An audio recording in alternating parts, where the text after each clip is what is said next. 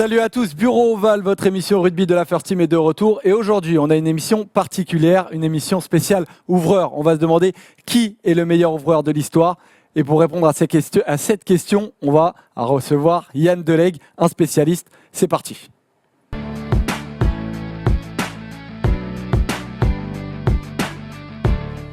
Voilà, Yann, on t'a donc invité aujourd'hui pour ce débat, notamment en particulier, avec ce poste très très particulier d'ouvreur. Souvent, le poste pour un manager adverse qui est le premier visé. On est une cible déjà quand on est ouvreur, souvent, non ? Oui, on est souvent les plus critiqués, effectivement, 9 et 10. Pour les médias et pour les adversaires, alors ? Ouais, pour tout le monde, mais parce que voilà, on est un peu la stratégie de l'équipe et quand l'équipe va bien, le but de ces joueurs-là, c'est de faire briller les autres, hein, quand même, quelque part. Et puis quand ça va mal, par contre, on est le premier fusible. Donc voilà. Est-ce que c'est le poste le plus important dans le rugby ? Alors, j'irai pas jusque-là parce que tous les postes sont importants au rugby. Ouais. Sincèrement, vraiment, tous les postes sont importants, c'est égalitaire. Mais en tous les cas, l'importance de ce poste-là, c'est que ça peut agir sur le niveau des autres joueurs à côté et sur le niveau de l'équipe dans sa globalité. Une espèce de pierre angulaire, en fait. Exactement. C'est lui le garant de la stratégie. Le 9 et le 10, c'est eux les garants. T'as compris, pierre angulaire, c'est bon. J'ai compris, c'est bon. Ah, merci Joseph. Merci. Je fais attention à toi, Lucas.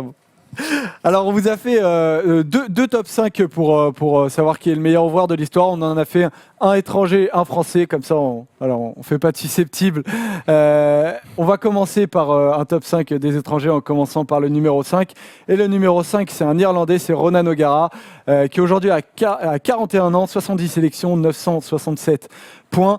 Lucas, comment il t'a marqué, Ronan O'Gara ? Est-ce que toi, tu l'as mis dans ton top 5 ? Parce que on a fait ce top 5 en demandant à chaque membre de Bureau Oval de faire un top 5 en faisant des points. Il est arrivé 5e. Est-ce que tu l'as mis dans ton top 5 ? Exactement, je l'ai mis dans mon top 5. Oui, alors 967 points, je crois que c'est quand même un peu plus de sélection et un peu plus de points si je me trompe pas. On s'est peut-être trompé sur le diapo. C'est quoi ? Je vais vérifier ça tout de suite. Je crois qu'il a dépassé la barre des 1000 points, notre cher Ronan. Ouais, 70 sélections, je pense qu'il a plus aussi. Ouais, il a dépassé la centaine de sélections et la barre des 1000 points. Écoute, c'est 1083, t'as raison, 127. C'est un ouvreur formidable de par son pragmatisme. De par sa qualité de jeu au pied. Il y en a tellement à dire sur lui, c'est impressionnant. C'est quelqu'un d'hyper précis, d'hyper concerné, il est talentueux comme pas possible. Et pour moi, c'est vraiment ce qui m'a le plus marqué chez lui, c'est son jeu au pied. Comme l'a expliqué Yam et Yann justement, le jeu au pied de pression, d'occupation, mais aussi ses qualités devant les poteaux adverses pour marquer des pénalités ou des transformations. C'est comme le père génétique de Sexton. Hein. Moi, je renvoie les mêmes à quelques années avec un rugby un peu différent. Mais sincèrement, on sent vraiment qu'ils se sont passés le relais, quoi. Et ils ont à peu près les mêmes qualités. Je l'ai affronté assez régulièrement. C'est un joueur qui est un vrai gagneur, comme Sexton aujourd'hui, donc qui inspirait son équipe. Bah oui, je rejoins mes deux collègues là-dessus. Hein. Ronan O'Gara, c'est quelqu'un de techniquement et tactiquement très très sûr. Il a apporté beaucoup aussi au Racing en tant que consultant. Et les retours que j'ai, c'est que c'était vraiment un bosseur acharné et qui a fait beaucoup de bien dans la gestuelle, sur tout ce qui est skills, atelier de passe, etc. À l'entraînement. Après, paradoxalement, Sexton n'a pas été le meilleur du monde au Racing, alors qu'il avait... mais il était élu le meilleur joueur du monde quand même l'année dernière. Oui, voilà. Il est revenu en revenant à la maison comme quoi... Puis O'Gara, il a marqué l'histoire de la Coupe d'Europe de rugby aussi. C'est un mec, tu regardes la Coupe d'Europe de rugby aujourd'hui, tous les records, il l'a gagné 2 fois. Les a, hein. Ouais, avec le il a gagné 2 fois. C'est quasiment lui qui les a et c'est un joueur très, très marquant en Europe. Voilà pour le 5e. On passe au 4e, les amis, après ce petit Ronan O'Gara, le 4e. On part directement dans l'hémisphère sud avec le néo-zélandais Andrew Mehrtens, qui aujourd'hui a 45 ans. Andrew Mehrtens, il a tellement de records qu'on ne les compte plus. Nombre de points marqués contre la même nation, Afrique du Sud et l'Australie. Plus grand nombre de points marqués, notamment pour le Black, jusqu'à ce que Dan Carter le dépasse. De la même manière où il y a Ronan O'Gara Sexton, il y a Mehrtens, Dan Carter. On va parler de Dan Carter après, mais est-ce qu'il y a un précepteur où c'est différent de Dan Carter ? Dan Carter est quand même un peu plus complet, il me semble, qu'Andrew, mais Andrew était un phénomène, un joueur extraordinaire. Après, j'ai quand même tendance à dire que ces joueurs sont très très bons, Bonen Barrett aujourd'hui, mais ils jouent quand même avec la meilleure équipe du monde. Et à ce poste-là, ça simplifie beaucoup de choses. On a tendance à dire pour un numéro 10 qu'il faut essayer de voir le jeu le plus rapidement possible pour trouver les solutions et techniquement après donner ces solutions à son équipe. Sauf que quand on est une équipe dominante, on a une seconde de plus que quand on est dominé. C'est-à-dire la décision, il faut la prendre 2 fois plus vite quand on est dominé. Ça leur arrive pas tous les jours d'être dominé. Donc ce sont bien sûr d'excellents joueurs. Andrew avait cette capacité à être à la fois très bon au pied et très bon à la main. Il avait un sens tactique de ce que les observateurs, quand ils parlent de lui, ils parlent surtout d'un sens tactique et un jeu au pied exceptionnel. Ouais. Il avait un très bon sens tactique, effectivement, mais il faut savoir aussi que la plupart des équipes, mis à part l'équipe de France pendant très longtemps, avaient toujours un jeu quand même qui était très cadré. Avec un game plan, comme on dit, qui était très structuré. Donc ils arrivaient à très bien le retranscrire sur le jeu. Mais il ne faut pas oublier non plus qu'il avait à côté de lui des John Alomo, des Tana Umaga. Oui, il était dominant. Voilà, il avait du lourd à côté. Mais Andrew était une très bonne technique individuelle. Après, là où il a été costaud, il a été un peu chassé de Nouvelle-Zélande, entre guillemets, Mertens, parce qu'il a connu une grosse baisse de forme à un moment et beaucoup de blessures, et il est venu en Europe du coup, et il a commencé en D2 anglaise, puis en Pro D2 en France avec Toulon et le Racing. C'est impressionnant pour un joueur de ce niveau-là qui a connu ça, de devoir repartir en bas comme ça et de le faire aussi bien, parce qu'il a fait monter et les Harlequins et Toulon et le Racing et Béziers après de relancer des défis et c'est ça, quand ton pays ne veut plus de toi, de se dire je vais m'exporter pour repartir de l'avant et relancer ma carrière, c'est quand même fort pour moi. Voilà pour le 4e. Le 3e, je suis assez pressé qu'on en parle parce que c'est un joueur atypique, c'est Larkham, voilà, le demi d'ouverture australien qui a aujourd'hui 44 ans. Voilà, moi, c'est un mec, tout le monde en parle, et quand je regarde ces matchs, qui est difficile à lire. On peut pas rentrer dans la tête de Larkham, en fait. On ne sait pas ce qu'il pense. S'il est un peu nonchalant, il a eu une personnalité atypique et assez intéressante. Ce côté nonchalant, effectivement, on a l'impression qu'il était lent dans tout ce qu'il faisait, sauf qu'il passait tout le temps. Donc c'est qu'il n'était pas lent. et effectivement, il récitait un rugby pour le coup très programmé. Les Australiens, c'est ceux qui programmaient le plus le rugby, avec Gregan à la mêlée, Larkham à l'ouverture. Par contre, c'était 0 faute, quoi. C'était vraiment 0 faute. Tout ce qu'il faisait, il le faisait à la perfection. Tous ses gestes techniques étaient purs, étaient vrais. Non, un excellent joueur, effectivement. Pareil, je rejoins Yann sur ce qu'il dit. Larkham, je voyais 135 points, donc ça peut paraître pas beaucoup, mais combien d'essais il a fait marquer en fait?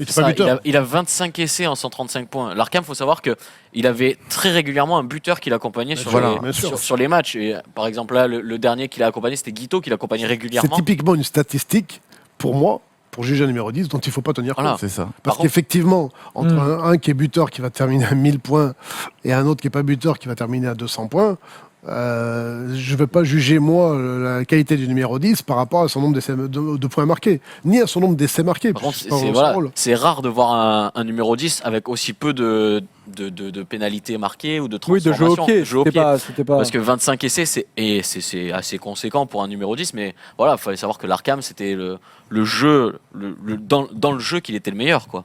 Ouais, il avait des crochets dévastateurs. Voilà, des feintes de passe. Il se servait en fait des appels des autres en leur pour lui percer et après faire jouer. Non, c'est vraiment. Il a manqué de jeu au pied, mais sinon, c'était quel attaquant magnifique, quoi. Vous voyez des associations ouvreurs demi-de-mêlée qui ont été plus performantes que Gregan et Larkham ensemble? Non, comme ça. Moi, je dirais Delegue, Michalak à la mêlée. Non, sincèrement. Voilà, bon, le silence en dit long. Je pense qu'il y avait l'amitié, il y avait parce qu'ils jouent ensemble en club, tu vois, ils jouent au Brumbies ensemble, donc ils se côtoyaient beaucoup, donc beaucoup d'automatisme. Et franchement, ça se voyait sur le terrain, quoi. 79 sélections tous les deux ensemble. C'est énorme. C'est énorme. Ce qui est exceptionnel, on peut le dire. Voilà. Travailler avec ses amis, c'est pas toujours simple, mais en plus à haut niveau. Ah ça, on s'en rend compte avec toi. Hein. Je ne suis pas ton ami. Voilà, on rentre dans le vif du sujet avec nos deux premiers. Voilà, vous vous demandez Kid Wilkinson ou Dan Carter. Et numéro 2, bah désolé. Je pense que si on avait été 10 chez Bureau Oval, on aurait sans doute eu une inversion. Voilà, et Dan Carter a fini avec 47 points. Wilkinson avec 48 points. Donc Dan Carter est deuxième, qui aujourd'hui a 36 ans. Voilà, Dan Carter, pour beaucoup, est le demi d'ouverture par excellence dans le sens où il est complet. Ouais, c'est ça. C'est le plus complet. Il a joué aussi beaucoup au centre, donc du coup il s'est densifié, il était capable de plaquer, parce que beaucoup d'ouvreurs ont cette faiblesse de pas trop défendre. Lui il l'avait en tout cas, très bon au pied, redoutable attaquant, il avait tout pour exceller. Après, comme le disait Yann, il jouait avec des gens comme Jérôme Kaino, comme Mako, donc il avait tous les ballons, c'était très facile quoi. Mais non, quel joueur magnifique aussi. Il s'est quand même mis en danger en allant jouer à Perpignan, en allant au Racing quand même, en allant au Japon par la suite. Il y a quand même une caractéristique qui en fait un des tout meilleurs. Et c'est vrai qu'avec Johnny Wilkinson, qui va certainement être premier, je suis désolé. Non, c'est pas du tout lui. Je coupe le suspense, mais bon, en même temps, on est tous un peu... Ah mais oui, bien sûr. Ils ont cette qualité tous les deux, et c'est pour ça que c'est dur de les départager. Ils vont au-delà de leur qualité de rugbyman. C'est-à-dire que les deux, quand ils jouent dans une équipe, ils amènent les autres. Et on l'a vu avec Carter. Alors, effectivement, il jouait pas. Il a joué 5-6 matchs pour Perpignan. 4 en top 14 à Perpignan. Voilà, bon. Sacré champion de France. Exactement. On peut pas dire que c'est La grâce ligne à est là. lui. Mais en attendant, il était là. Et quand on parle aux joueurs, il a été très Ouais, il a actif. une influence Et il a une influence. positive. Au Racing, le Racing gagnait pas. Il est arrivé. Il n'a pas tout fait tout seul, mais pareil, son influence est énorme. Ils l'ont fait jouer dans des moments où il était quasiment sur une jambe. Mais c'était important qu'il soit là. Il donne une confiance aux partenaires. Et là, il part au Japon. Il est champion et l'équipe du Japon qui n'a pas été champion depuis 8 ans ou un truc comme ça. Donc c'est que le mec, il dépasse aussi le cadre de... Il a un bon jeu au pied, il a une bonne défense, il a une bonne attaque. C'est aussi Son aura. un putain de mec qui a une aura et qui sait parler aux autres et qui sait influencer les autres. Ça, c'est quelque chose Il d'énorme. a ce côté, disons-le, il a aussi ce côté beau gosse, qui a su se vendre, en plus d'être un immense joueur, alors de ça, c'est devenir une encore, grande star. ça, c'est encore Non, mais autre qui en chose. fait Mais une ouais, bien star sûr. globale, quoi. Ouais, bien sûr, bien sûr. Non, mais le mec, en plus, est très sympa, évidemment. Mais voilà, donc effectivement, c'est un joueur incroyable. Boden Barrett, qui le remplace aujourd'hui avec les All Blacks, est un très, très bon joueur également. Il a un petit peu des lacunes sur son jeu au pied, mais c'est un excellent joueur. Il n'est pas encore au niveau de Dan Carter pour moi. Est-ce qu'il y a un match en particulier, un moment particulier de la carrière de Dan Carter, Lucas, que tu retiens quand on parle de lui ? Il y en a tellement à retenir, c'est compliqué. Après, moi, là où il m'a le plus marqué, c'est la Coupe du Monde 2015 en Angleterre. Alors, c'est pas lui exclusivement qui fait gagner la Nouvelle-Zélande, mais entre autres, quoi. C'est vraiment lui qu'on retient du groupe néo-zélandais sur cette Coupe du Monde. Il est à son summum de l'expérience, Voilà. mais il est loin d'être à son summum physique. Et pourtant, il joue Et comme tu vois qu'il est costaud et malgré quelques failles physiques, il veut pas reproduire le schéma de la Coupe du Monde 2011 où il avait joué que 2 matchs et donc il fait tout pour être là et pour continuer de porter cette équipe des Blacks jusqu'au bout, quoi. Voilà, Moi, ce serait le match des Lions, quand il bat le record de points, où il met 3 essais, je crois qu'il met 40 points dans un match, c'est exceptionnel. Ce jour-là, il avait été au-dessus du lot vraiment. Et ouais, il a tout fait ce jour-là. Des drops, des pénalités, des transfos en coin, des essais. Il leur avait vraiment il est mieux pas se marché trouver en dessus, face. quoi. Ouais. Ouais. Il ne fallait mieux pas, se trouver en face de Dan Carter, mais pas non plus en face de Johnny Wilkinson, mon cher Lucas, qui est son premier fan. Voilà, donc effectivement, Yann, tu as cassé le suspense. Mais il n'y en avait pas beaucoup. Hein. Non, il n'y en avait pas beaucoup sur Johnny Wilkinson, qui est donc premier de ce classement-là. Mais après, Sir Johnny Wilkinson, il a quand même une histoire particulière avec l'Air France de par la fin de carrière. Il y a aussi ça qui, en plus, amène un truc encore en plus à Toulon, notamment où il est devenu une légende vivante. Peut-être que la différence avec Dan Carter, puisqu'il faut en trouver une, Oui, bien sûr. minime soit-elle, c'est que c'est un travailleur comme le rugby n'en a jamais vu. Et je pense que ce leitmotiv de presque triste, j'ai envie de dire, de devoir être le meilleur tout le temps, en travaillant. Je dis pourquoi je dis un peu triste, c'est qu'à un moment donné, quand il est champion de France, champion d'Europe avec Toulon, qu'il a été champion du monde, c'est-à-dire qu'en fait, il a tout gagné et il n'apprécie pas, on le voit pas joyeux, on le voit soulagé d'y être arrivé. Et je trouve ça triste, parce que mais oui, parce qu'il avait une telle pression, il s'est mis une telle pression de réussite. C'est côté pression. Il y a Lucas en venant, tu Mais il a absorbé. Ça, c'est impressionnant. Tu me racontais une anecdote qui est hallucinante. Ouais, en fait, Wilkinson, il avait peur d'échouer. Sa plus grande frayeur, en fait, c'était de rater un match. Il le dit lui-même dans ce livre qui est magnifique. Il le dit, la passion pour le rugby, je l'ai perdue rapidement. Et ce qui me motivait, c'était ma peur d'échouer. Et quand il était jeune, son père l'emmenait au stade. Dans la voiture, son père s'arrêtait pour le laisser vomir de peur de rater son match, tu vois. C'est ça qui est impressionnant. Et comme le disait Yann aussi, son perfectionnisme, des fois, c'est même limite aller trop loin. Mais il a un mental hors norme, ce joueur. Pour moi, il était fini pour le rugby. Tout le monde l'annonçait terminé. Il a connu une période de sa vie très difficile à la fin de Newcastle avec des blessures à répétition, une dépression. Il est revenu pour repartir au haut niveau. Il a gagné tout ce qu'il a joué dans sa carrière. C'est vrai qu'il y a cette donnée aussi qui est importante, avec le gros trou noir dans la carrière de Johnny Wilkinson à cause des blessures et avoir ressuscité à Toulon. Exactement. Surtout que c'est pas facile. Yann pourra peut-être nous le dire, mais ressusciter à Toulon, c'est l'endroit le moins facile à mon avis en France. Et lui, il l'a fait. Très bien fait et c'est devenu une légende, quoi. Ouais. Et il a aussi ce côté, comme je disais pour Dan Carter, à amener ses coéquipiers, à faire en sorte que ses coéquipiers jouent leur meilleur rugby. Voilà, parce qu'effectivement, des joueurs comme ça, quand ils jouent à côté, on a envie, nos joueurs, de leur prouver qu'on est des bons joueurs. Et donc c'est stimulant pour toute l'équipe. Et ça, on l'a bien senti à Toulon dans la période où il y était. Tu le vois, tout le monde, ne serait-ce que le titre de top 14, c'est pour lui que l'équipe le gagne, quoi. Une fois que le top 14 est gagné, le Brennus, tout le monde se jette sur Wilkinson. Il y a même pas, on est content d'avoir gagné le Brennus, et on se jette tous sur lui parce que c'était son dernier match, on voulait lui offrir ça pour sa sortie. Donc voilà, pour Sir Johnny Wilkinson. Alors voilà pour le top 5 des étrangers. Alors on est en retard pour parler des ouvreurs français. Donc ce qu'on va faire, c'est qu'on va parler du numéro 1 de notre top 5 qui est pour commencer, qui est Frédéric Michalak, qui est de manière assez unanime le meilleur ouvreur de l'histoire du rugby français. Yann.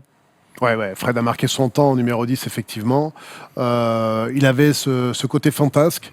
Alors, par rapport à tous les étrangers qu'on a pu citer, je le disais tout à l'heure, tous ces étrangers avaient quand même des plans de jeu bien établis. En France, on a moins été comme ça dans notre histoire.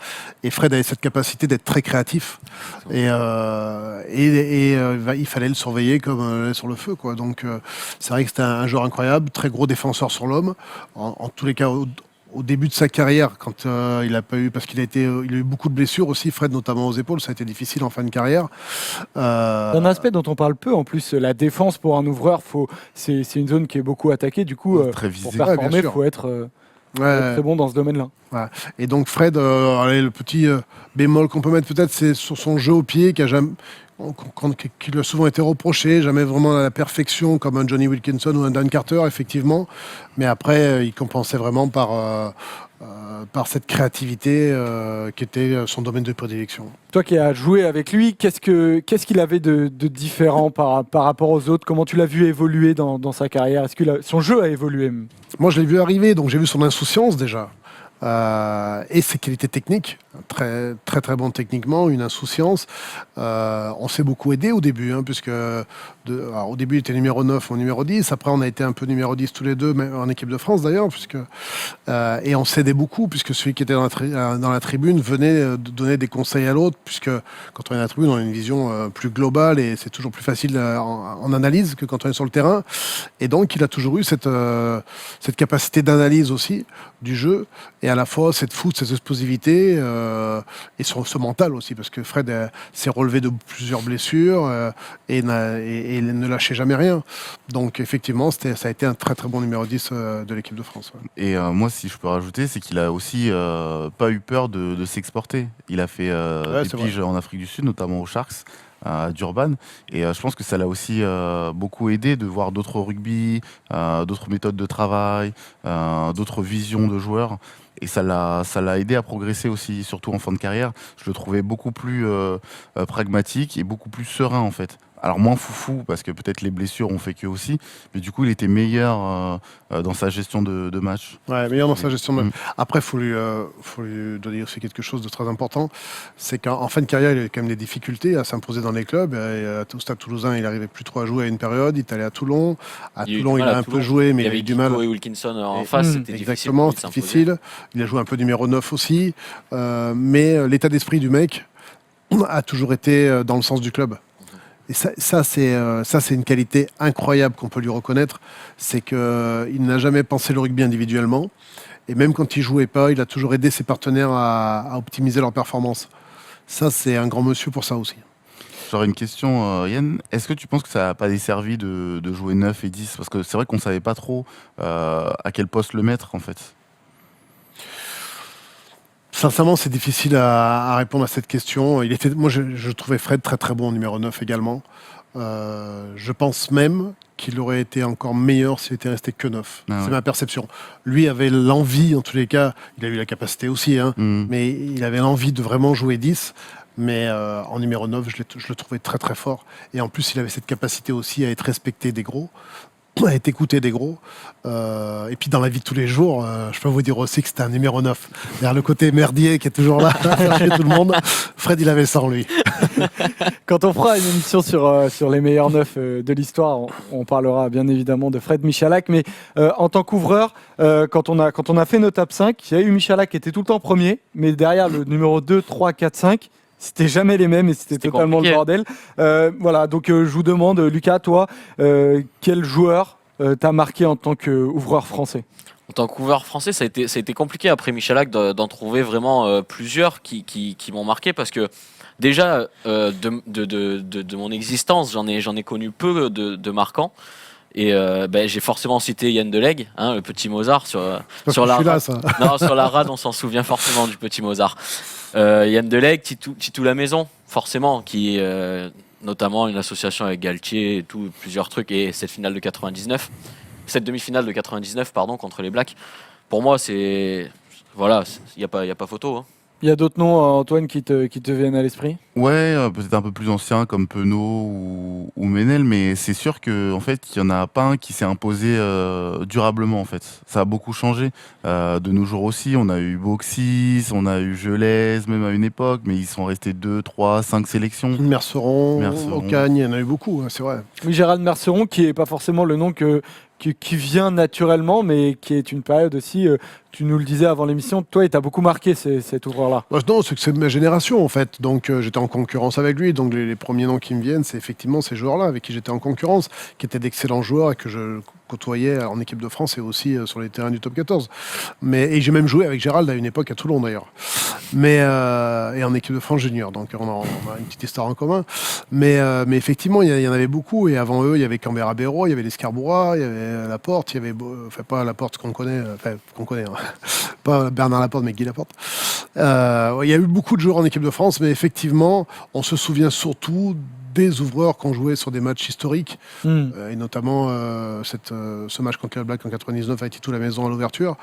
Ouais, ça a été difficile pour les ouvreurs français de sortir du lot, effectivement, parce que assez vite critiqué et un turnover incessant à ce poste-là, avec un numéro 10 qui n'a jamais été mis dans suffisamment de confiance pour pouvoir guider l'équipe de France sur du long terme.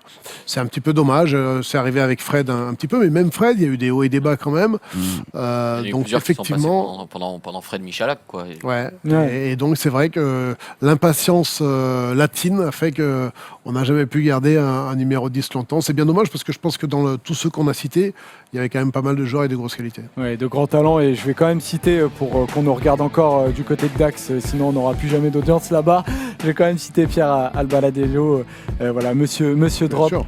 voilà, qui a donné envie de devenir ouvreur à plus d'un Français.